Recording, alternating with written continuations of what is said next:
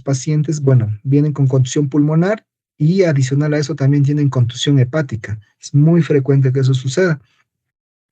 Recuerden que cuando tenemos contusión pulmonar, 72 horas después, o sea, 3 días después de la contusión, esa contusión puede seguir empeorando, el sangrado puede seguir empeorando. Así que esos pacientes no los dejen sin un buen seguimiento médico en el área de hospitalización o en la UCI, porque estos pacientes suelen complicarse con el tiempo. De la misma manera, se tiene que hacer un buen monitoreo de electrocardiograma porque estos pacientes suelen tener contusión cardíaca y muchos de estos pacientes pueden llegar como causa secundaria, o sea, ya lo pueden estabilizar, mejora, y como no le hicieron una evaluación miocárdica, empiezan a hacer arritmias, extrasístoles ventriculares, que después hacen un flúter ventricular, una taquicardia y terminan en una parada cardiorrespiratoria, porque no hicieron una evaluación electrocardiograma del paciente durante la hospitalización.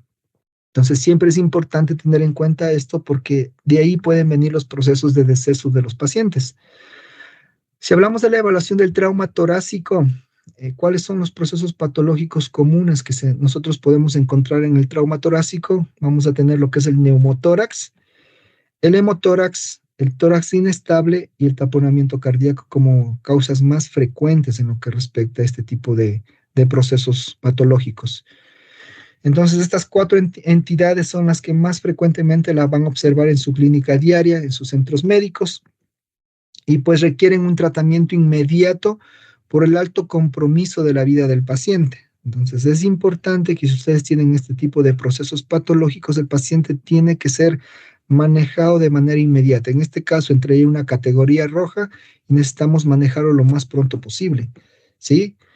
Trauma torácico también podemos encontrar pacientes que ya requieren una atención, pero pueden esperar con una atención mediata, o sea, no tan emergente, con contusión pulmonar, una contusión miocárdica, ruptura de trauma del diafragma o una hernia diafragmática, en este caso traumática, disrupción traqueobronquial y disrupción esofágica. Son pacientes que pueden requerir una atención que es, como les comentaba, mediata para resolver cada una de estas. Entonces eh, no hay mucho potencial o compromiso de la vida del paciente. O sea, pueden esperar un poco este tipo de pacientes. Dependiendo de la patología, puede ser una categoría naranja o una categoría amarilla, dependiendo del tipo de patología, ¿sí? Vemos acá cómo nosotros hacemos un triage en el trauma torácico dependiendo el tipo de patología que tenga mi paciente. Si yo tengo una categoría roja, como vimos, tórax inestable, en este caso, en el espacio pleural, neumotórax, ya sea masivo o atención, ya requiere un paciente en categoría roja. Es un chequeo emergente que debe recibir. En el área del mediastino tenemos taponamiento cardíaco y en la tráquea bronquios obstrucción de la vía aérea. Requieren un manejo emergente lo más pronto posible. Si yo hablo de un paciente que ya requiere una solución no tan emergente, un poco más tardía, sí, puede ser un naranja, un amarillo, tenemos lesiones en columna por el trauma. Vemos acá, tenemos prácticamente algunos procesos de fibrosis, acá tenemos estenosis de tráquea, bronco, quilotórax, ¿sí? Y en verde, procesos que no requieren un manejo un poco más tardío, ¿sí? Que puede abarcar hasta 4 horas si hablamos de la categorización verde, perdón, 2 horas y el azul, 4 horas. Pueden observar aquí cómo, de acuerdo al proceso patológico, se le hace su triage dependiendo la categoría que haya tenido el trauma torácico en cada uno de los pacientes. Entonces, es una manera en la cual también nosotros nos vamos orientando para hacer un manejo o un tratamiento. Tengamos en cuenta que las lesiones del trauma torácico normalmente suelen tener lesiones asociadas. La mayor cantidad de lesiones asociadas se ha observado las cráneoencefálicas, que muchos de esos pacientes pueden tener TEC, trauma cráneoencefálico, adicionalmente, ¿sí? Se ha observado en un 82% de pacientes. Puede haber lesiones asociadas abdominales en un 50% de pacientes. Hay veces que también se observan las fracturas de extremidades en 50% de estos pacientes con trauma. Fractura de pelvis, 26%. Fractura de columna cervical o lumbar en un 7%. Son prácticamente se podría decir, porcentajes que Se ha podido observar en ciertos estudios. Lo que hemos aprendido con el paso de los años es que muchos de los traumas torácicos se resuelven con un tubo o un drenaje torácico en la mayoría de casos. Pero hay muchos que sí se pueden llegar a complicar y ya requieren manejos mucho más avanzados, ¿sí? ¿Cómo hacemos el diagnóstico? Vamos a tener en cuenta que va a haber un manejo inicial que es clínico, va a haber su triage en este caso, y adicional a eso, pues vamos a tener el manejo inicial primario, en el cual pues ustedes van a poder evaluar, hacer estudios de imagen, y estos estudios de imagen nos van a poder determinar hasta qué punto nosotros tenemos que actuar en este paciente. La clínica, siempre la clínica se le da ese objetivo como un proceso mandatorio. Vamos a ver que con la clínica nosotros podemos ver el tipo de respiración, los ruidos respiratorios, ruidos torácicos, frecuencia respiratoria y el patrón respiratorio. De acuerdo que yo vaya mirando en mi paciente, me puedo ir discriminando, ¿sí? Y sugerir la ubicación de la lesión, en este caso del paciente con trauma. Si es una patología del espacio pleural, pues si es una patología en vías respiratorias extracardíacas, o si es una patología respiratoria intracardíaca, o es una patología de tipo bronquial, o es una patología del parénquima pulmonar. Con el chequeo clínico, con la semiología en este caso, ya nos podemos orientar a dónde mi paciente puede ir su condición, en este caso patológica. De esa manera vamos ingresando al diagnóstico etiológico. Cuando hacemos las imágenes, vamos a tener que como manejo prioritario, en este caso inicial, va a haber una evaluación y manejo primario del paciente. En este caso se puede hacer una atención simultánea, ya con medicaciones o con manejo de fluidos analgésicos para ir estabilizando al paciente. Acá vamos a ver que en el manejo primario vamos a necesitar lo que es la vía aérea, el control del manejo de la vía aérea, la ventilación, lo que vimos, ¿no? El ABC, circulación, evaluación neurológica, ¿sí? Y ya cuando tenemos nosotros en este caso el manejo secundario, acá nosotros ya vamos a evaluar prácticamente las prioridades. Si ya reevaluamos por segunda vez el ABC, acá ya empezamos a, como vimos anteriormente en el triage, a tener una anamnesis, ¿sí? El examen mucho más detallado. Aquí empezamos a ver los procedimientos adicionales de atención primaria, las tomas de muestras para los exámenes respectivos, y pues acá podemos ya ingresar los estudios imagenológicos como segunda opción. Normalmente nos apoyamos mucho de los estudios ecográficos. Esto nos permite, en la comodidad del confort de la camilla o de la jaula del paciente, poder tener datos importantes para guiarnos en lo que respecta las descompensaciones o el agente etiológico que le puede estar pasando a nuestro paciente.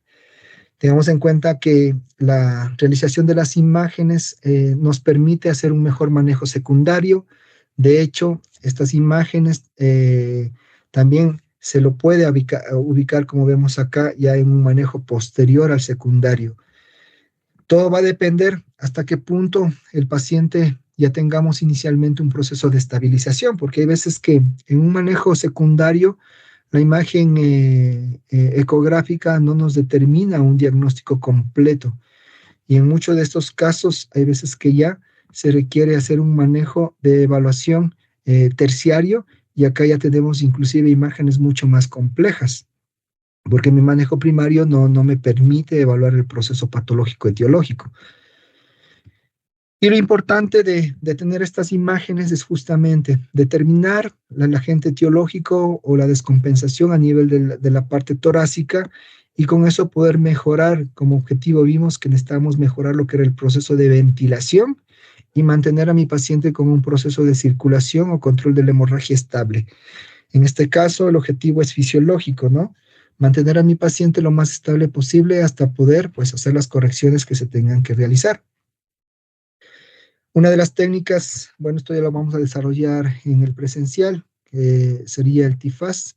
Tiene la característica que acá lo que hacemos en el TIFAS es evaluar el tórax en diferentes puntos, y la idea de evaluar el tórax en diferentes puntos es evaluar el sliding o el movimiento de las pleuras. Adicional a eso, encontrar líneas B para que nos indiquen si hay presencia de contusión pulmonar, o hay signos de fragmentación o signos de tejido que me indica que el paciente ya tiene un proceso mucho más crónico o más severo, o yo tengo un pulmón encharcado, pulmón blanco, que se llama, y pues este paciente va a necesitar algo más avanzado a tal punto de hacer un reclutamiento alveolar con ventilación mecánica y ingresar directamente a una unidad de cuidados intensivos.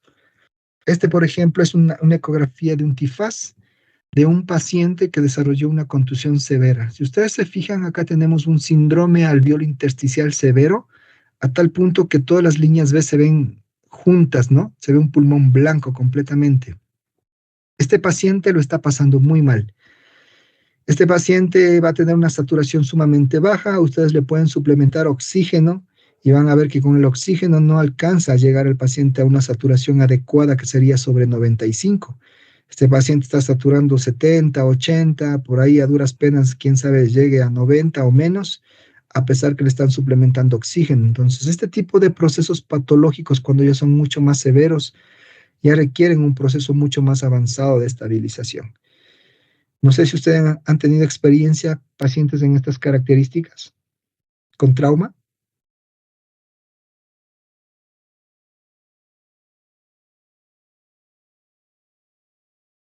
doctores. Sí, Juan Carlos. Sí, con trauma, sí. ¿Cómo lo has manejado, Andrés? A ver, si son generalizados, normalmente pasan una instancia de posible tratamiento de UCI, ¿no? Contusiones severas pueden ser beneficiosos procesos ventilatorios eh, que son manejables, ¿no? En etapas iniciales. Creo que eso es como un tratamiento primario, un tema ventilatorio y tratamiento médico orientado en UCI. Ok. Eh, ¿Alguien más nos comentaba otro, otro criterio? No, no vi quién fue. Creo que fue el doctor, no sé, quién.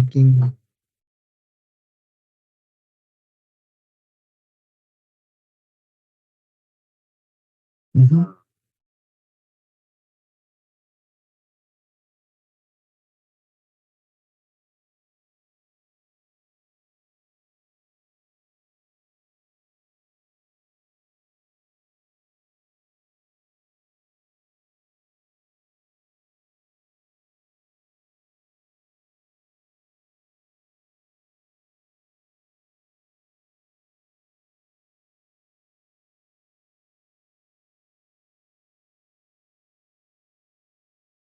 Gracias, Doc.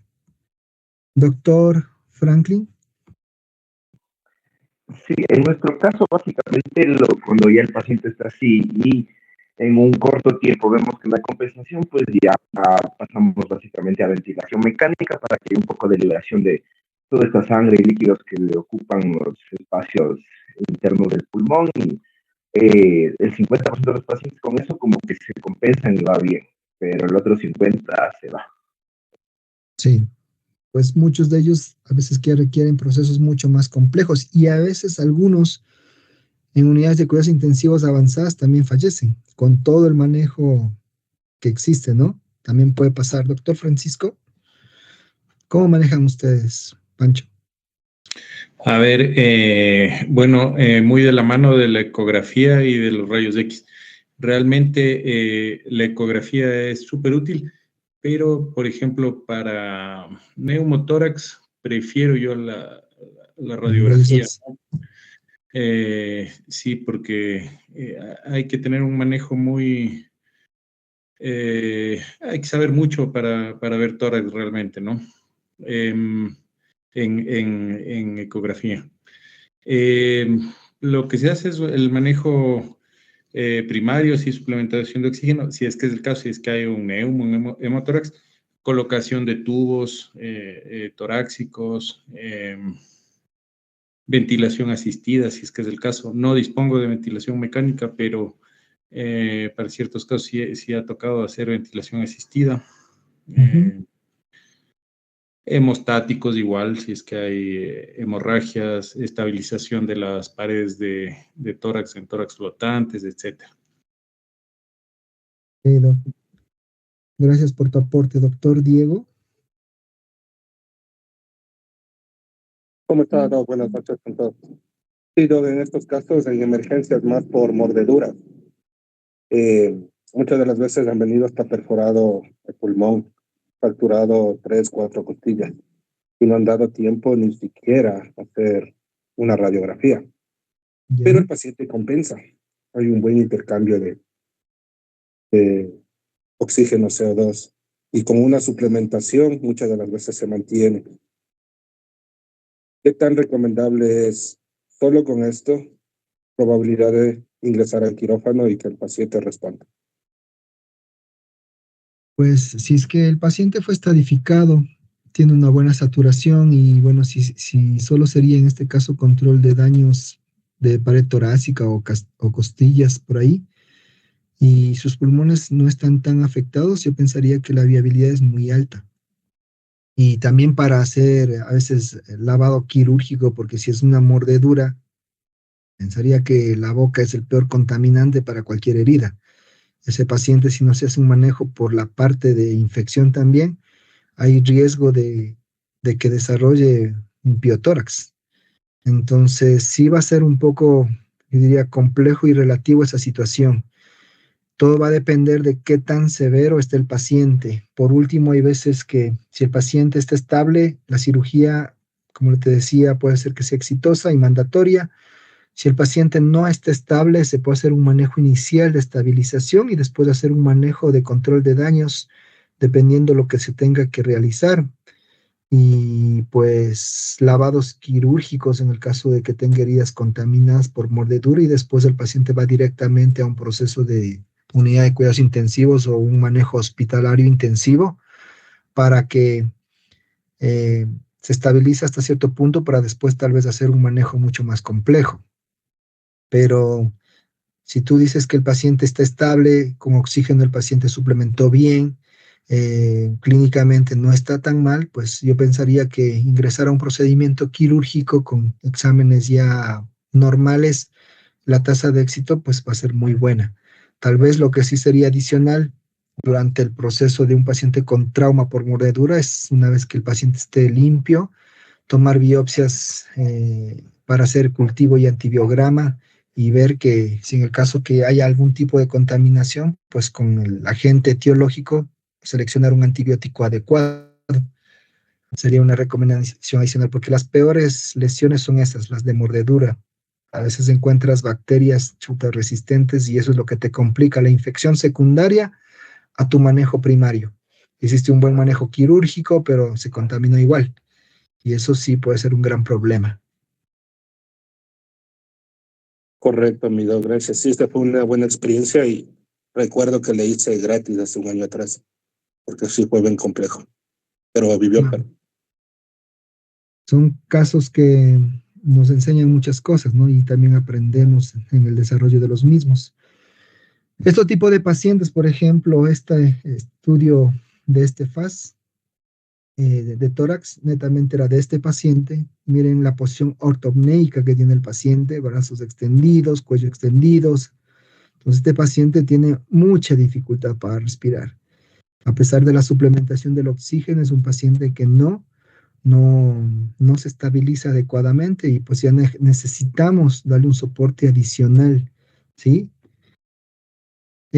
Con respecto a los estudios que normalmente se han utilizado para realizar, en este caso, acercamientos diagnósticos, este es un estudio que nos hizo una comparación en lo que respecta al ultrasonido con los rayos X, que es lo que decía el doctor Francisco, que va de la mano esos dos estudios, pero netamente vemos que el simple hecho de utilizar un buen sistema ecográfico o un buen protocolo ecográfico, pues tenemos una buena sensibilidad y una buena especificidad con respecto a este tipo de pacientes durante el proceso de trauma. Si hablamos sobre todo de contusión pulmonar, ahí es donde la radiografía se reduce un poco esa sensibilidad. ¿Por qué razón? Porque en casos iniciales ustedes le toman una placa radiográfica a un paciente con contusión y a veces el pulmón en la placa se lo ve normal y era la hora cero del proceso traumático. Tendrían que ser radiografías de seguimiento para poder ir observando cómo el pulmón va desarrollando un patrón intersticial, después un alveolo intersticial, etcétera, versus la ecografía en la hora cero. Con ecografía ustedes pueden ya ver 2, 3, 4 líneas de cometa y sugerir que ese paciente tiene un proceso de contusión. Entonces el estudio ecográfico tiene, se podría decir, un porcentaje superior en lo que respecta al proceso, en este caso de un mejor acercamiento al diagnóstico. Signos radiográficos son evidentes a las 4 a 6 horas post-trauma. Recién a ese tiempo ustedes van a observar en una radiografía alguna alteración. Ahora, la radiografía es en cambio súper sensible a lo que decía el doctor Francisco en neumotórax, completamente, y es verdad, hay veces que la curva de aprendizaje para poder observar un neumotórax por ecografía sí no es compleja, la verdad, pero sí requiere un poco de tiempo y haber mirado a algunos pacientes.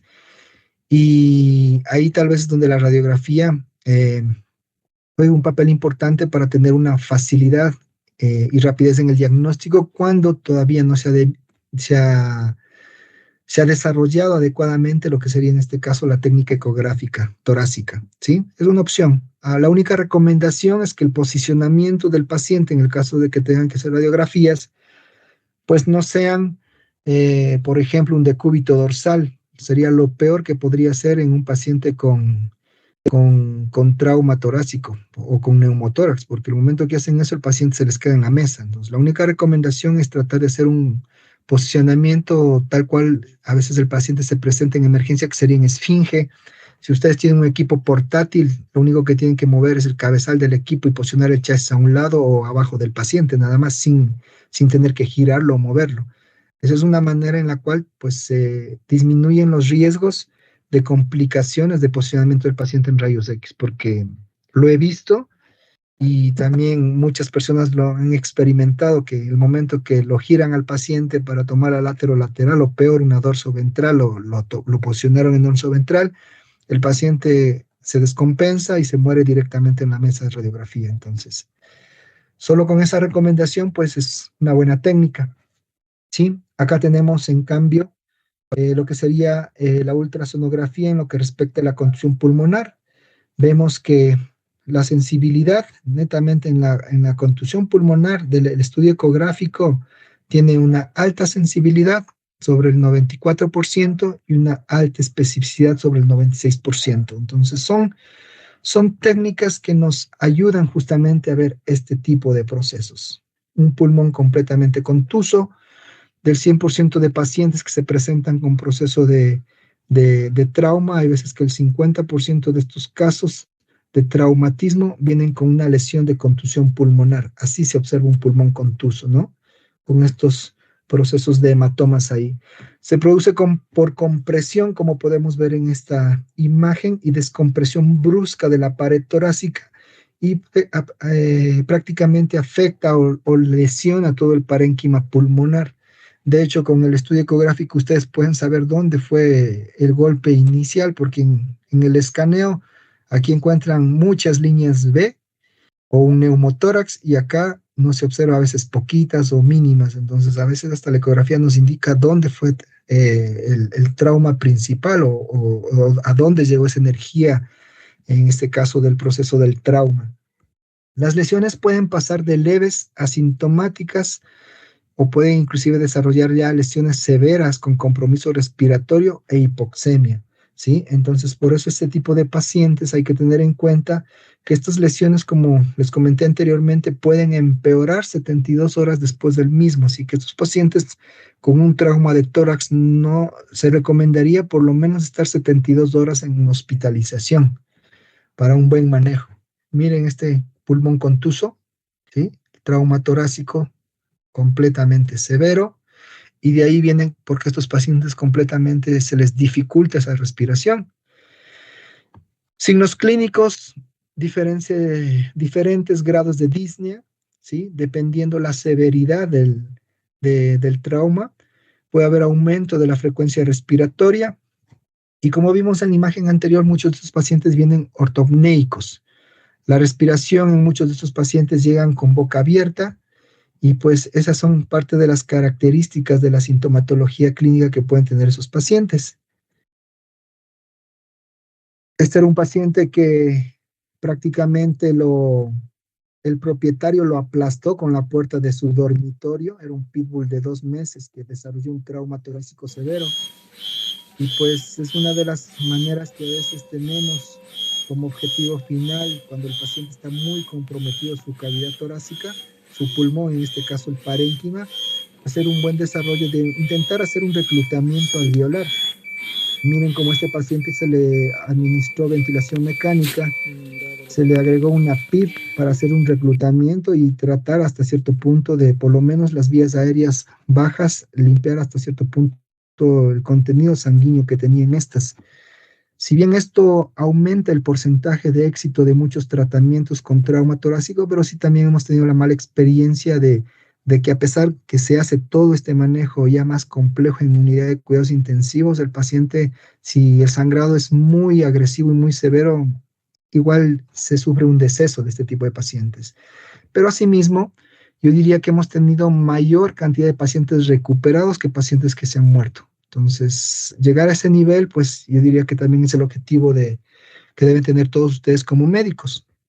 El taponamiento, en este caso cardíaco, es una de las complicaciones que puede llegar a producir el trauma. ¿Sí? Hay veces que hubo una pequeña laceración de algún vaso a nivel del pericardio y este corazón se puede llenar completamente de sangre. Muchos de estos pacientes vienen completamente descompensados, con un pulso periférico completamente deficiente, un poco disneicos, hipotensos, ¿sí? Muchos de ellos tienen un pulso yugular positivo.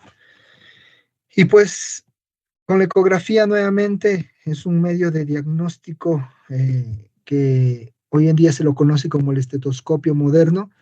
Ustedes simplemente hacen una ventana del pericardial site, que se llama una ventana a nivel del pericardio, y ya pueden observar este tipo de patologías.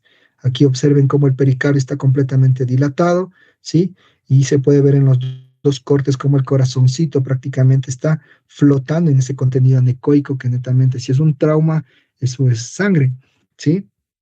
Estos taponamientos cardíacos, como vimos anteriormente, se requieren un manejo emergente. Hay que hacer aquí una toracocéntesis, una pericardiocéntesis, netamente para extraer este líquido y liberar el exceso de presión que hay en este pericardio y permitir, en este caso, miren, aquí está la aurícula derecha, cómo colapsa, el ventrículo derecho, miren cómo colapsa debido al exceso de presión. Ustedes hacen esa liberación con una pericardiocéntesis y van a ver que en el lapso de 5 minutos el paciente está mucho más estable. De hecho, a veces que tenemos sangrados en pericardio de manera idiopática, no sé si les ha pasado, hacen punción y sale sangre, pero no encuentran un tumor, no encuentran nada y el paciente tuvo un sangrado ahí a nivel del pericardio, ¿sí? Y el paciente se recupera inmediatamente. Es una primera parte del manejo, porque después lo que sigue es buscar cuál es el agente etiológico para intentar hacer un diagnóstico o un tratamiento definitivo. Acá tenemos otra imagen donde se puede observar cómo hay un colapso severo de la aurícula derecha, ¿sí? Y estos pacientes hay veces que solo con el simple, sin sedación, a veces solo con un bloqueo local anestésico, con infiltración de lidocaína, se hace una pericardiocéntesis y el paciente lo tolera muy bien y se lo puede estabilizar inmediatamente en el momento del proceso de consulta. Las características del BedBlue, que es otra técnica que la vamos a desarrollar a mayor profundidad igual la semana que viene, tiene la ventaja que me permite determinar en diferentes puntos más lesiones pulmonares. Sobre todo en trauma, me puede determinar si hay presencia de engrosamiento de pleuras, etcétera. Doctor Henry.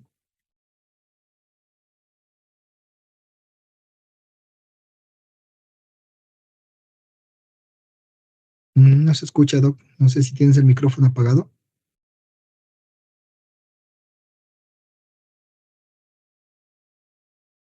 No, no se te escucha.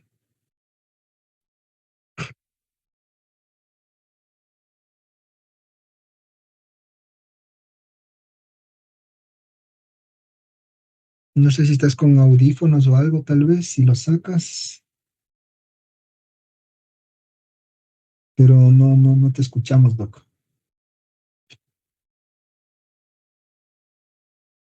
Tal vez tienes el micrófono apagado o está dañado tal vez en tu compu. No sé si nos puedes escribir un mensajito y lo leemos. Doctor Franklin. Sí, aprovechando mi doctor, tal vez existe alguna escala o algo de qué tamaño de aguja se debe utilizar de acuerdo al peso y obviamente el tamaño de tórax del paciente. En lo que respecta a la pericardiocentesis, Con respecto a la pericardiocentesis. pues nosotros trabajamos con agujas número entre 18 a 20, con extensiones, en este caso de venoclisis y jeringuillas con llave de 3 vías. Como te comento, normalmente no necesita una sedación el paciente, lo que sí va a necesitar es una buena tricotomía, una buena antisepsia del área donde tú vas a hacer la pericardiocéntesis. El doctor Henry, como complemento, nos dice qué tan fácil o difícil es hacer una pericardiocéntesis en la práctica. Con el apoyo de un equipo de ultrasonografía o ecográfico, pues no es complicado. De hecho, ustedes pueden medir la profundidad de separación del corazón desde la pared torácica y saber cuánto yo tengo que ingresar el bisel de mi aguja. Antiguamente, cuando no teníamos mucho ultrasonido, te recomendaban conectar al paciente al electrocardiograma y ver si el paciente empieza a hacer algún tipo de arritmia. En ese momento sacas un poco la aguja. Inclusive hay veces tú puedes sentir como si es que estuvieras ya a punto de topar el corazón, como el corazón topa la aguja y se siente latido en el mango de la base de la aguja, ¿no? Entonces, normalmente este tipo de procedimientos, la verdad, no es complejo. Sí requiere un poco de entrenamiento, tal vez es para ubicar el bisel de la aguja en tu equipo ecográfico, que hay veces que se lo puede ver, o sea, tú lo puedes guiar. Tal vez ese sería el mínimo entrenamiento. ¿Se puede hacer no eco guiado? Yo diría que sí, pero me parecería un poco más complicado porque yo no veo nada, estoy a ciegas. Normalmente nosotros nos guiamos con ultrasonido y ahí tú ves cómo la aguja ingresa, como te decía, pues una aguja 18 o una aguja 20 con una llave de 3 vías a una extensión de venoclisis y una jeringuilla, dependiendo la cantidad que se puede medir el volumen con el ecógrafo también de cuánto podría estar ahí, y extraes, ¿sí? Hay veces que nos ha pasado que no logras extraer la totalidad, se podría decir, de líquido, con el simple hecho que tú le hayas dejado esa perforación de la agujita. Tú esperas unos 5 o 10 minutos y vas a ver cómo el líquido sigue saliendo, pero ese líquido pasa al espacio pleural. En perros sumamente grandes hemos utilizado agujas número 16 o 14. Si el perro es ya grande, hablo de perros de 40 kilos, agujas mucho más grandes y largas porque el tórax es mucho más ancho, ¿no? Tienen más masa muscular. Entonces una aguja de 1 pulgada o pulgada y media no me alcanza. Por eso mi guía siempre va a ser el estudio ecográfico, porque ahí yo puedo ver la profundidad, puedo medir en la escala que tiene el ecógrafo, puedo medir si está 1 centímetro, 2 o 3 de profundidad. Con eso yo puedo escoger el tamaño de mi aguja en lo que respecta al largo. Y el ancho, pues me puede determinar el tamaño del paciente. Si es muy pequeñito, si es mediano, grande o gigante, pues yo puedo tomar una aguja 20, 18 o 16 o 14, ¿sí? No sé si con eso más o menos les oriento a sus preguntas. No, sí, perfecto, mi doc. Muy bien. Listo, Doc Henry. Eh, Nosotros manejamos lo que es el FAS en medicina inclusive de control de daños en medicina humana. Ellos manejan el FACT y acá el FACT netamente es un estudio imagenológico que ya requiere tomografía computarizada. De hecho, los pacientes con trauma en medicina humana, ellos, o sea, algunos lo pueden hacer un manejo inicial con lo que sería en este caso ecografía, pero ya secundariamente ellos pasan directo a tomografía computarizada, a desarrollar este FACT, ¿sí? Y eso permite en algunos casos desarrollar una mejor evaluación a detalle de todas las estructuras torácicas. Este es, como vemos aquí, el acrónimo del manejo de la tomografía computarizada en trauma. Eso es lo que hacen en medicina humana. A veces todavía con el tiempo puede ser que eso sea mucho más manejable en trauma. No sé, el doctor Andrés y el doctor Francisco, que ellos tienen un tomógrafo a disposición ahí, qué tanto lo utilizan la tomografía en trauma, qué tan frecuente es que lo utilicen.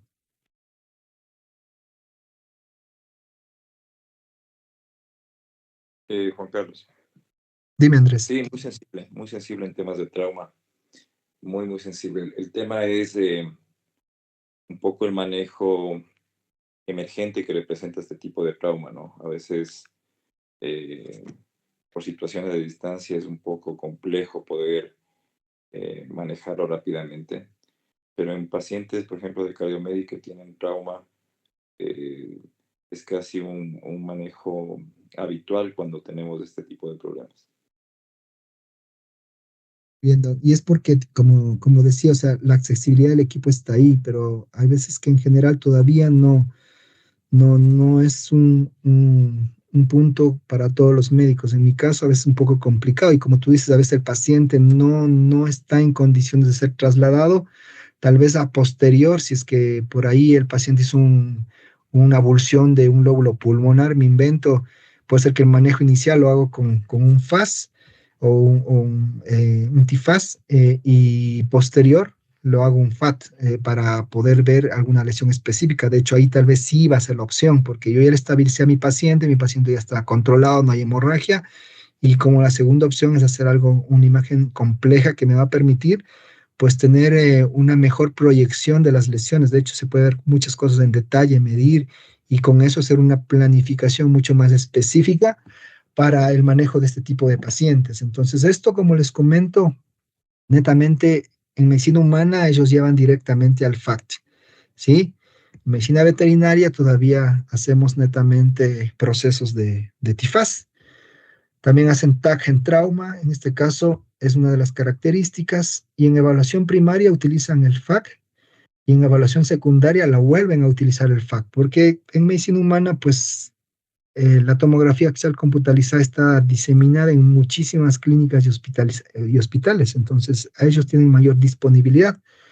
Acá nosotros en Quito tenemos el único centro que es netamente veterinario, que es PET Tomography, y de hecho ayuda muchísimo para hacer, en este caso, un manejo de lesiones, para hacer, como es esto, planificación de procedimientos quirúrgicos. De hecho, el apoyo de ese tipo de imágenes complejas es excelente para cuando tenemos casos complejos, porque eso les permite hacer una estadificación completa, determinar las lesiones hasta dónde el paciente puede tener y secundariamente, pues, hacer ¿cómo se llama esto? Su procedimiento quirúrgico ya acorde a lo que observaron estas imágenes complejas. Entonces, para ciertos procesos nos apoyamos ahí en procesos quirúrgicos, pero para el trauma, como actualmente se puede observar en medicina humana, todavía no es una realidad absoluta. Y con el tiempo, quién sabe que esto ya se va dando, porque vemos que la medicina veterinaria está creciendo a pasos agigantados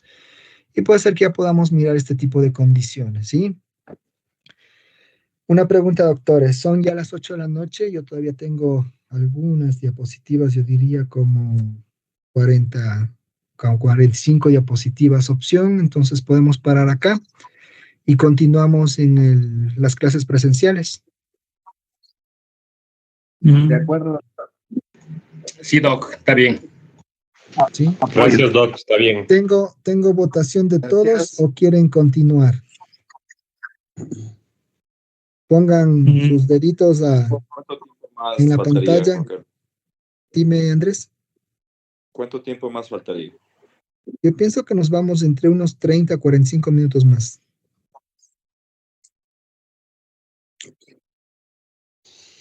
Yo diría de una, pero no sé qué opinan los demás. Exactamente, por eso Yo creo que sí. sería un poco Se puede continuar, democrático. no habría problema.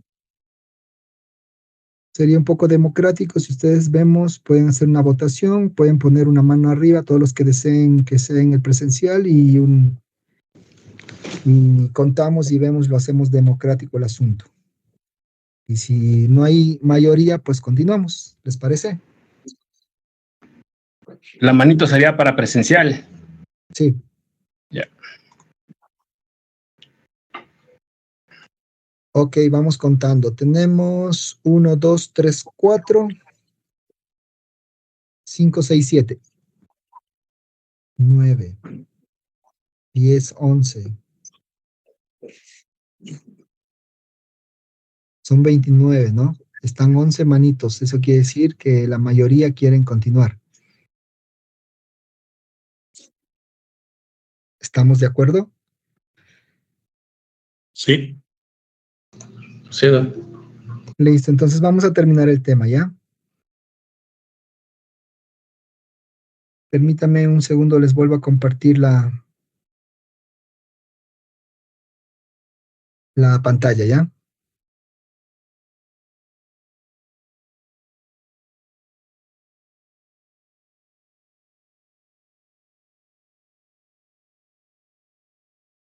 Listo, entonces continuamos.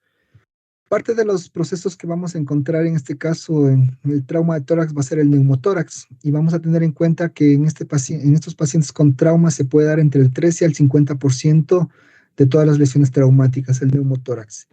En neumotórax nosotros vamos a tener neumotórax parciales, moderados y atención, ¿sí? Y el neumotórax de atención, como vimos anteriormente, era una de las 5 procesos patológicos que pueden causar una muerte inminente. Así que acá lo recomendable cuando tenemos neumotórax, pues es hacer un drenaje de ese aire libre en el espacio pleural y evaluar, porque estos neumotórax pueden ser persistentes porque hay una laceración en algún lóbulo pulmonar o algún bronquio completamente lacerado, y eso es lo que causa la persistencia del neumotórax. Estos pacientes vienen con respiraciones asincrónicas, como podemos ver el paciente que se ve en el video, ortopneicos, con dificultad respiratoria disneicos, ¿sí? Como ustedes pueden ver ahí, hay esa respiración tóraco-abdominal y una imagen radiográfica que nos confirma justamente esa situación. La ecografía es una de las opciones para el diagnóstico de estos pacientes. La imagen, como yo les comento nuevamente, yo no la veo mal, siempre y cuando se le haga en un posicionamiento, en este caso, sin mover al paciente. Como yo les comentaba anteriormente, se puede tener la característica que si yo tengo un rayos X portátil, en esta misma posición del paciente, yo puedo colocar el chasis acá al lado y hago el disparo por el lado contralateral. Y tengo mi imagen lateral en esta posición de esfinge. Ahí yo sé que mi paciente no lo voy a estresar, y si quiero hacer una placa, en este caso de la ortogonal, yo recomendaría colocar el chasis debajo del paciente y hacer una dorso ventral, ¿sí? Y con eso el paciente no se lo ha movido, sigue en esta posición de esfinge y eso no va a descompensar al paciente. De esa manera se lo podría manejar. Ahora, si el equipo es estático o no se puede hacer ese tipo de movimientos, tengan mucho cuidado que ese paciente no vaya a descompensarse durante la toma de su radiografía, y eso puede conllevar a que el paciente fallezca en la mesa de radiografía. Es muy frecuente que eso pase, por eso a veces nos apoyamos directamente de la ecografía, que es un medio mucho menos complicado porque no requiere mayor posicionamiento del paciente, ¿sí? El 98% de los animales tienen el mediastino fenestrado. Eso es lo que tiene la característica que muchos de estos neumotórax los pueden ver bilaterales, ¿sí? Porque tienen estos orificios o estas fenestras, pues el aire de un lado puede pasarse al otro lado. Muy diferente en lo que es medicina humana, los humanos no tienen este mediastino fenestrado por tal cual. Si es que ellos tienen, por ejemplo, un piotórax en ambos lados, deben colocarse sí o sí doble tubo. Acá por estas fenestraciones, pues se podría inclusive colocar un solo tubo en el área donde más lesión tenga el paciente y en el otro lado simplemente hacer una toracocéntesis. Son opciones, ¿no? O se puede poner doble tubo, que también sería lo ideal.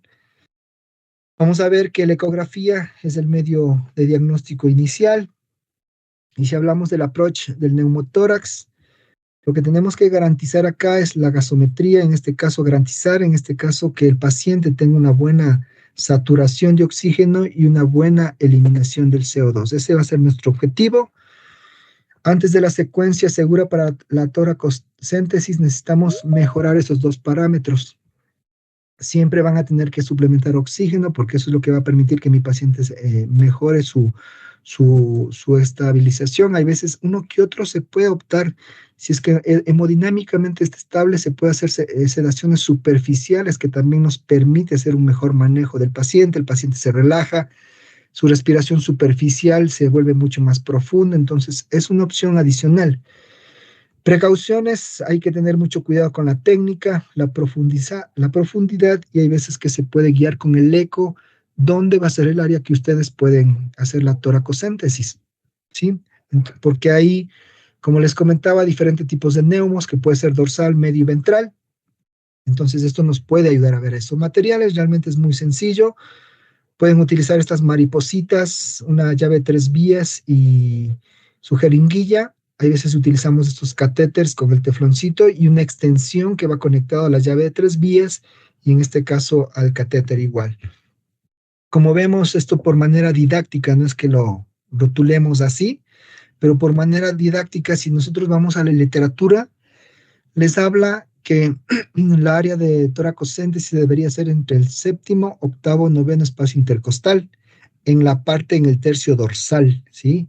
Con la ecografía yo puedo ubicar dónde está el neumo, si es leve, moderado o severo, y puedo guiarme y ver dónde le puedo puncionar. Puedo puncionar en el tercero, en el quinto ventral, o sea, con la ecografía yo puedo hacer una punción guiada, ecoguiada, donde encuentre el proceso del punto pulmonar o el área justamente del neumotórax. Si yo no tengo ecografía, normalmente el proceso en sí, la técnica radica en el séptimo, octavo y noveno espacio intercostal, hacer una toracocéntesis en el tercio dorsal del tórax, sí, que es la parte más arriba donde se va a acumular el aire.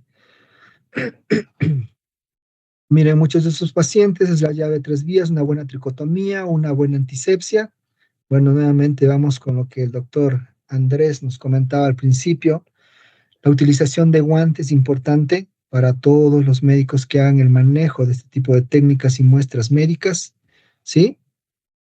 Y pues no es nada difícil. Una de las claves que yo sí recomiendo durante el proceso de punción de la toracocéntesis es que el bisel de la aguja esté orientado hacia el espacio pleural, como podemos ver en esta imagen. ¿Por qué razón? Me sale que otro usuario tomó el control de la presentación y ya lo apagó. Voy a volverles a compartir ya. El doctor Bruno creo que ya se desconectó y se enojó y nos desconectó la presentación.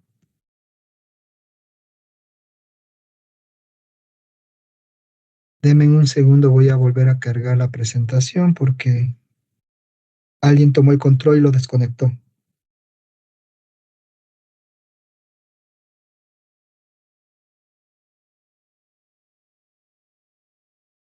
Doctor, yo soy inocente, por si acaso. Ok, todavía está el doctor Brunito ahí. Simplemente era para confirmar la información nomás, Brunito, tranquilo. Ya sabemos que no es usted. Entonces, una vez que ustedes, en este caso,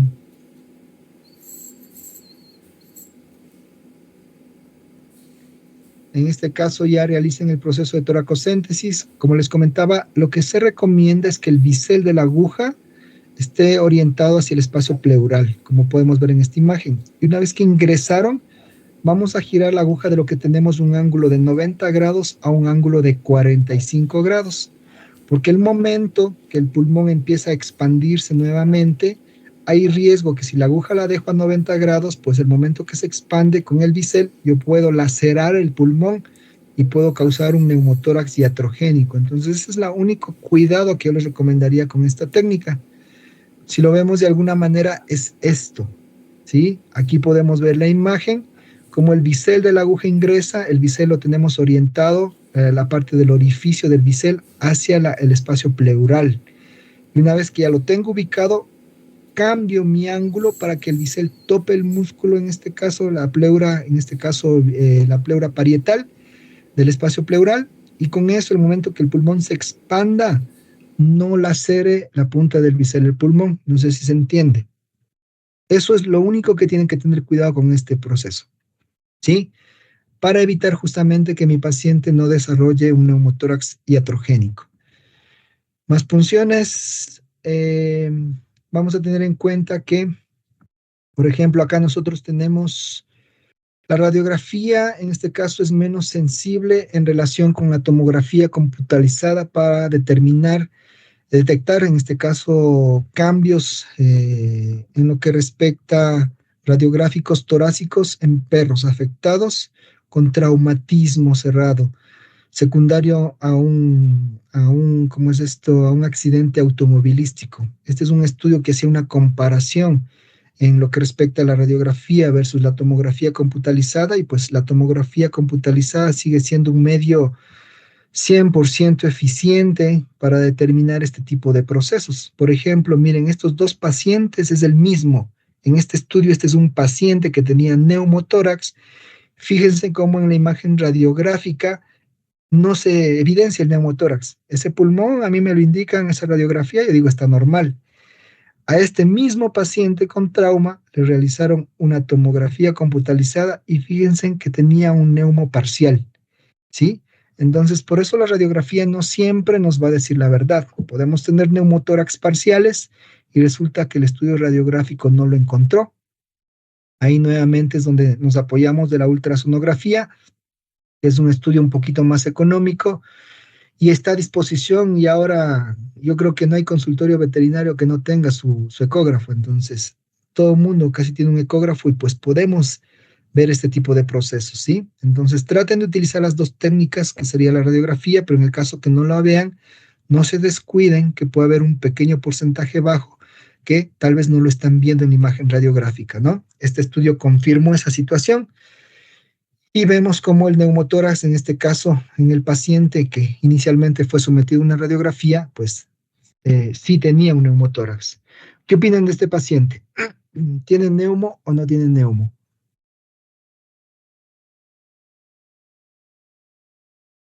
¿Qué les parece?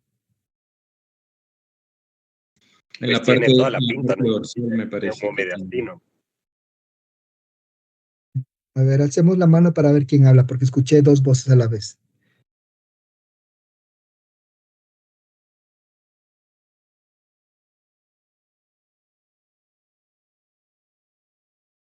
Doctor Vladimir.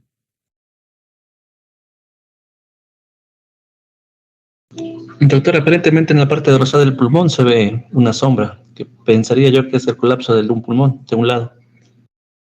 ¿Aquí? Sí, hacia arriba, en la parte más dorsal. ¿Esto? Están terminando las vértebras. Sería, ¿cómo ver qué nivel? 1, 2, 3, 4, 5. ¿Dónde están comenzando las vértebras lumbares? Casi las tres últimas costillas, más o menos.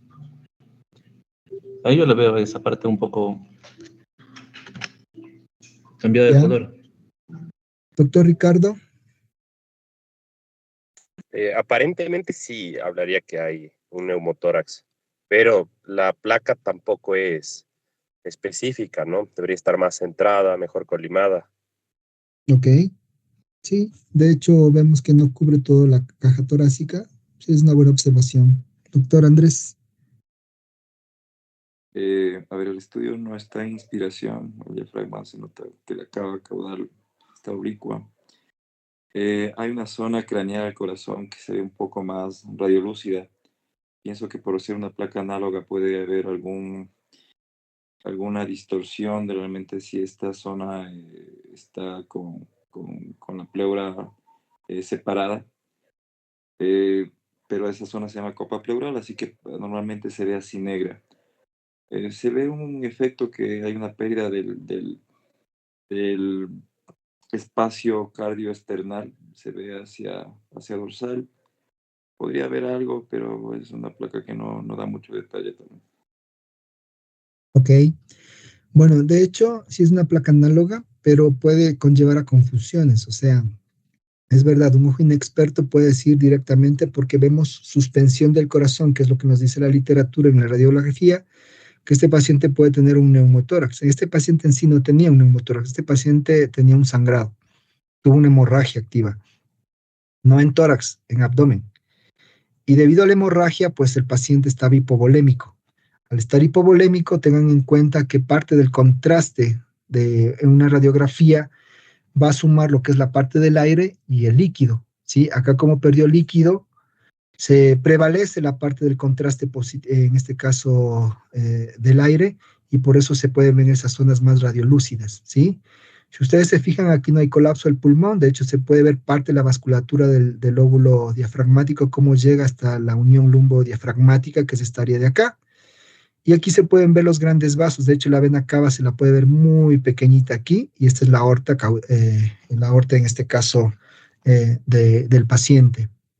Este paciente tenía un proceso de hipovolemia y el corazón se lo ve así, si netamente no es un neumotórax. Entonces hay que tener mucho cuidado cuando se evalúa este tipo de alteraciones. La radiografía torácica, la evaluación a veces de los casos que se inician, como vimos en los porcentajes que le indiqué, requiere una evaluación sistemática. Eso quiere decir que a veces toca tomar varias en el tiempo y evaluar por áreas. En este caso, evaluamos el mediastino, hay que evaluar la vía aérea, ensanchamiento del mediastino, silueta cardíaca, hay que evaluar el espacio intercostal, en este caso la caja torácica en sí, si hay algún tipo de cuerpo extraño, si en el caso que al paciente lo instrumentaron, le pusieron un tubo, etcétera, también hay que valorar que sus drenajes estén bien colocados, etcétera. El pulmón, ver las pleuras, parénquima, diafragma, o sea, cuando hagan radiografía torácica hay que evaluar todo para poder, en este caso, de esta manera, en cada una de estas se va a ver una sistematización para una evaluación minimizada en el rango de evitar errores, ¿sí? Durante la evaluación radiográfica. Entonces, esto es muy importante. Bueno, esta imagen está al revés, pero esta es una ecografía de un paciente que sufrió lo que sería un proceso de trauma, ¿sí? Este paciente fue atropellado. Si ustedes se fijan, este era el tifaz, está al revés el ecógrafo, no sé si tengo otro, déjenme ver, ahí está normal, pero este no creo que camina, veamos. No sé por qué me salen así. Pero este era un paciente que prácticamente no tuvo alteraciones, de hecho la radiografía era parecida a la que vimos acá, se le tomó una placa, la doctora optó por hacer una imagen radiográfica y tuvimos una imagen muy parecida a esta. Entonces la doctora me mandó la imagen, yo la vi por el celular y le comentaba, mira, parecería un neumotórax, pero sinceramente me falta ahí hallazgos que me sugieran 100% un neumotórax. Le dije, toma el eco y hazle una ecografía, busca el sliding pleural. La doctora hizo eso y resulta que ambos lóbulos, ambas cajas torácicas, se observaba claramente el sliding. Y con eso se descartó. El paciente igual lo que había pasado es que estaba hipotenso, hipovolémico por el mismo trauma, tenía un sangrado a nivel del abdomen y pues eso ayudó, ¿no? Ayudó a hacer un diagnóstico un poco más específico. ¿Qué opinan? ¿Tiene neumotórax?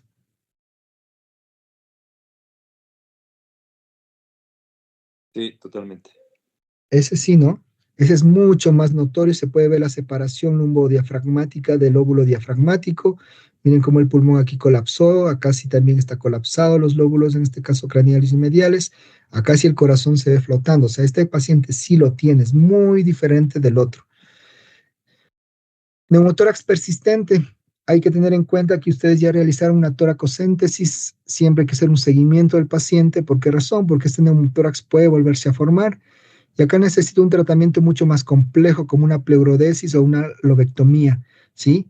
Y hay veces que esto, pues, se tiene que actuar igual inmediatamente. Las tasas de éxito van desde el 75 al 85%.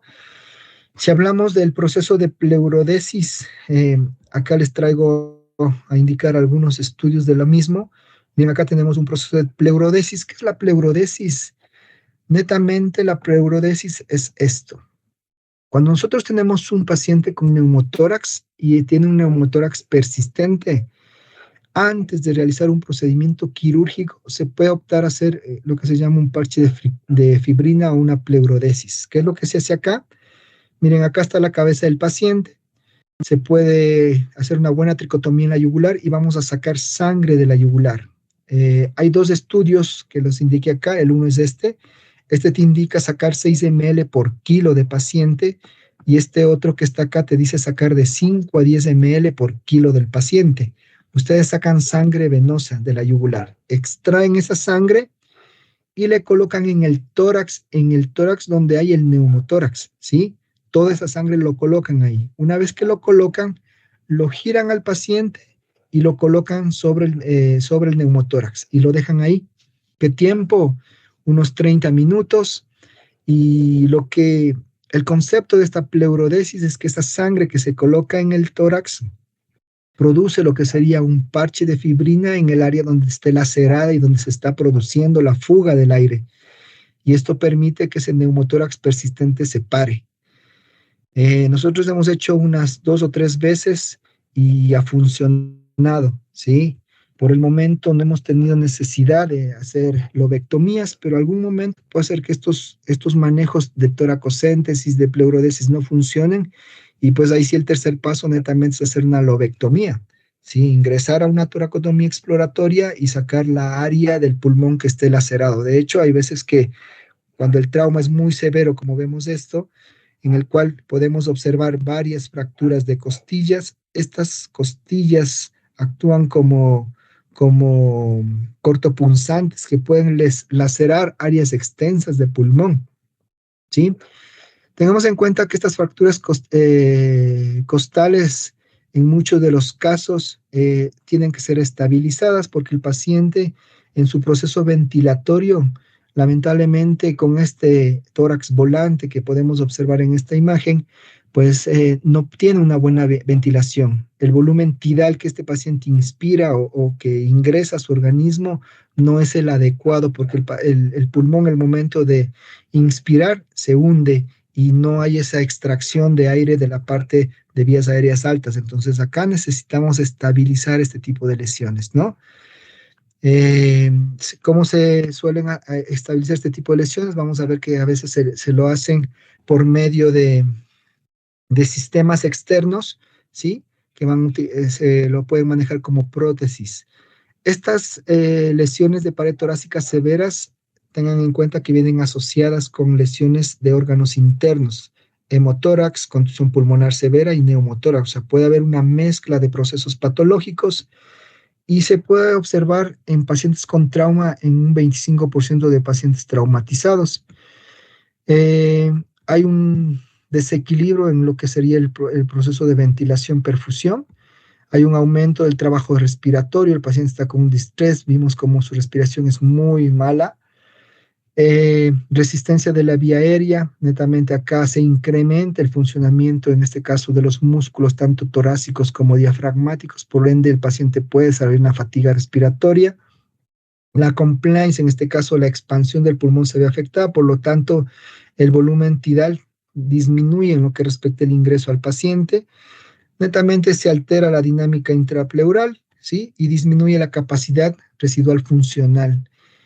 Todo esto va a ser en algunos casos también que se acumulen secreciones y ya sabemos que esto puede conllevar a una complicación mucho más severa de este tipo de pacientes, ¿sí?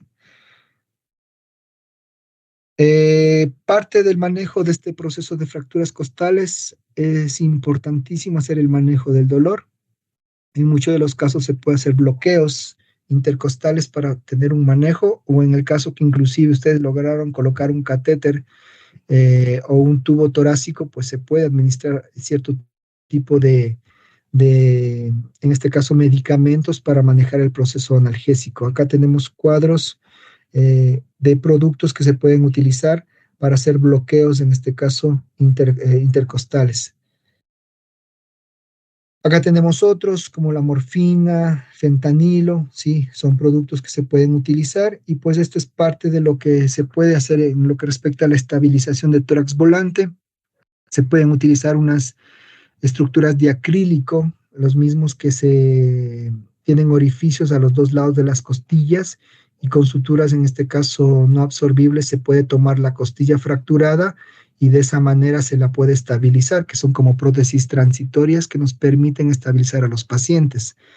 En el caso de que se pueda optar por un procedimiento quirúrgico a futuro para hacer un restablecimiento por medio de mini placas o de implantes ortopédicos que nos permite una reconstrucción completa de la costilla. Pero inicialmente se puede optar por esta condición, buena tricotomía. Miren, esas son las plaquitas de acrílico que se pueden utilizar, ¿sí? Y se colocan suturas alrededor de cada costilla y lo que se hace aquí es anudar, y esta placa lo que hace es mantener que estas fracturas o este tórax volante no se hunda, no se descompense, ¿sí? Acá nosotros vamos a ver que las conclusiones en lo que respecta a la mortalidad del trauma torácico, pues la mortalidad en el tórax netamente es mucho menor cuando el paciente pues ha sido o tiene un manejo mucho más avanzado y se hace un manejo prioritario de la ventilación y de la oxigenación adecuadamente.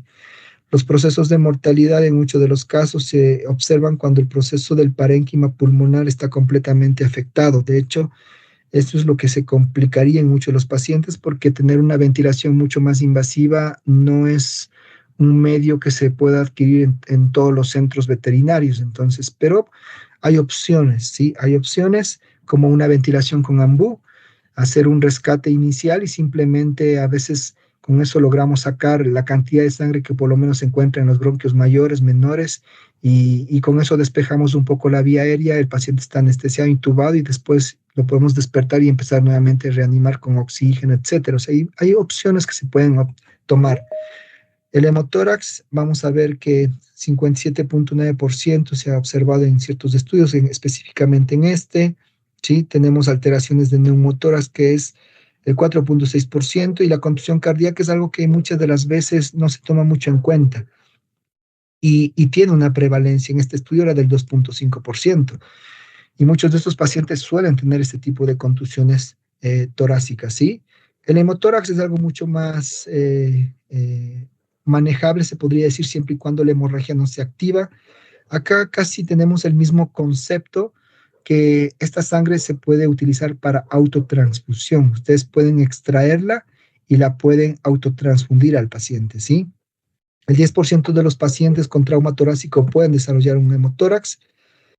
Considerar la autotransfusión, y si es que ese sangrado no es controlable adecuadamente, intentar hacer una cirugía de emergencia. Pero en los pocos casos que yo he tenido con hemorragia severa a nivel de tórax, sin mentirlos, a lo mucho me ha dado 30 minutos y lamentablemente no hemos podido ingresar a esos pacientes a cirugía. O sea, es súper, súper rápido cómo se descompensan, y la hemorragia es tan severa porque a veces puede haber desgarro de grandes vasos que el tiempo es mínimo. O sea, la mayoría lamentablemente no tienen un buen proceso de evolución. Ya vimos que la transfusión autóloga es adecuada, ¿sí? Algo de lo que sería la miocarditis traumática. Tengamos en cuenta que esto es algo que no se toma no se le da mucha prevalencia. Y normalmente cuando tenemos pacientes con trauma siempre se recomienda hacer un monitoreo con electrocardiograma, porque es muy frecuente que desarrollen los pacientes extrasístoles ventriculares, como vemos en este ECG, producto del mismo traumatismo. Y esto hay veces es lo que los mata a los pacientes. Ustedes manejaron al paciente, controlaron el neumo, le pusieron oxígeno, el paciente está en jaula muy bien, y todos contentos, le dieron la noticia al familiar, sabe que Chuchito está estable, ya estamos pensando que ya le vamos a dar su alimentación. Pasó un par de horas más y el paciente falleció estando estable. ¿Qué pasó? ¿Por qué se murió? No había neumo, ya lo controlamos, y resulta que lo que tenía era una miocarditis traumática, desarrolló extrasístoles, después es una fibrilación ventricular y el paciente entró en paro.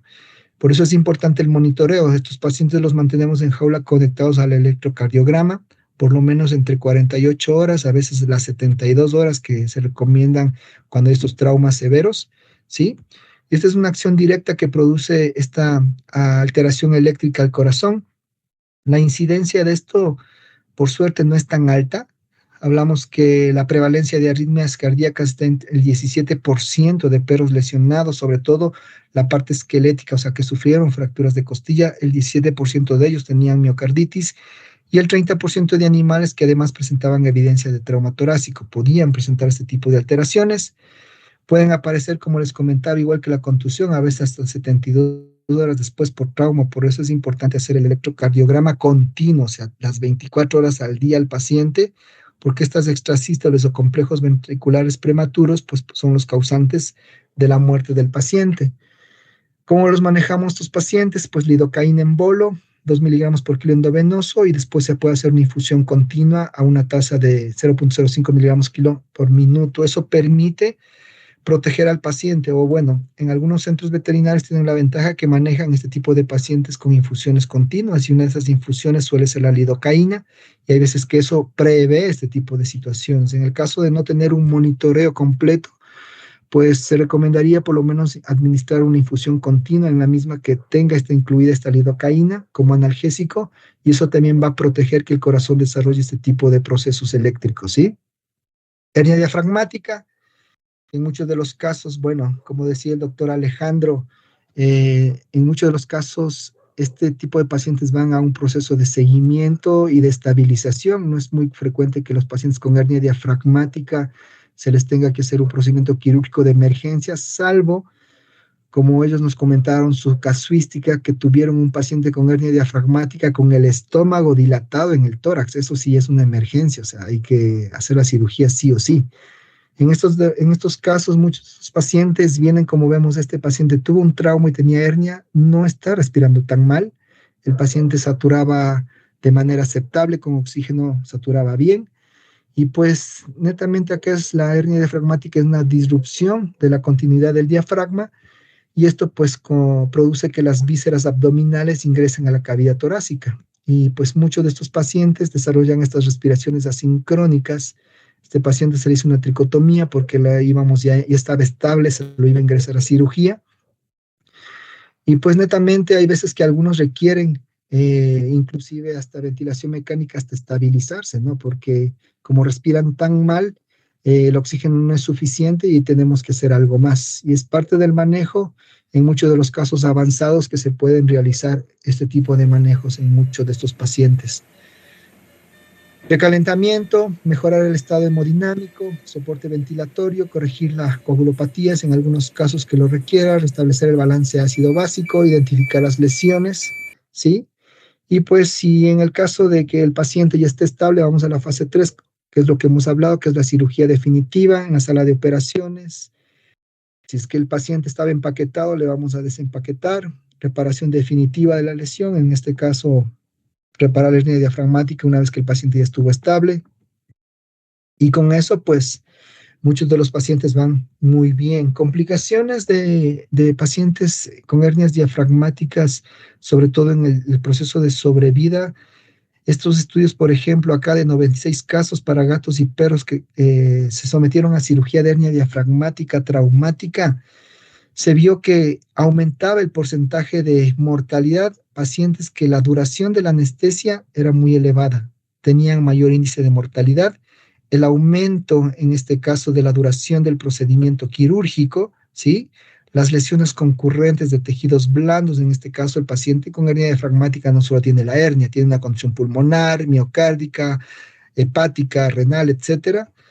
Los pacientes que tenían alteraciones ortopédicas conjuntamente a los procesos de hernia tenían mayor índice de mortalidad, y también los dependientes, en este caso de oxígeno en el proceso perioperatorio, estaban asociados con una mayor mortalidad. Es lo que se pudo observar en este tipo de pacientes.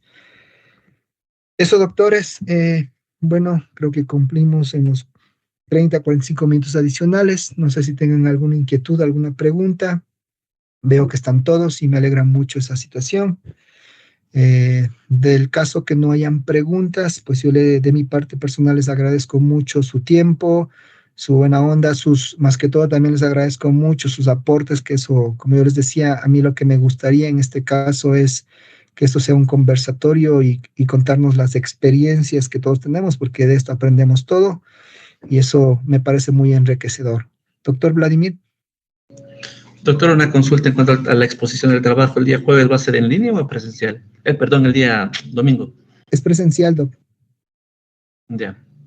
De lo que a mí me informaron es presencial, salvo que conversemos con los organizadores y nos acepten hacerlo online. Ahí tendríamos que ver qué sucede, pero es presencial. Doctor Franklin. Mira, respecto igual al caso clínico, ¿tiene que ser un caso clínico que haya llegado de emergencia o puede ser un caso clínico quirúrgico cualquiera, no hay problema? Pues a mí el objetivo principal es que sea en emergencia, porque tengan en cuenta que ustedes van a hacer un triage. Parte del trabajo es hacer un triage. Entonces, la característica en un caso quirúrgico selectivo que tú hayas tenido, normalmente no es que hagas un triage específico, ¿no? A pesar que si tú haces un ASA quirúrgico, sí, pero el paciente viene bien, o sea, es un paciente categoría azul, o sea, que lo vas a manejar sin problema. A mí lo que me interesa es un paciente que vino a triage y que vino, yo qué sé, categoría naranja, amarillo, y empezaron a hacer un manejo de estabilización y me comentan qué le hicieron, cómo lo hicieron, qué tiempo estuvo en estabilización, después cómo pasó ya a un estadio definitivo o qué exámenes hicieron. Así debería ser el caso. No sería un quirúrgico electivo, tiene que ser un paciente, en este caso, con manejo en emergencia. Ya, mira, sí, esa era la duda, muy gentil. Listo, doctores, muchas gracias. Les agradezco a todos. Que tengan una excelente noche y nos estamos mirando en personal la próxima semana. Que descansen. Gracias, Doc. Gracias, Doc. Buenas noches. Gracias, Doc. Gracias. Buenas noches a todos. Buenas noches. Buenas noches, gracias. Doctor Glenn, ¿tenías una pregunta, perdón? ¿O alzaste la mano por despedirte? No sé. Buenas noches, Doc, gracias. Ok, muchas gracias, doctores.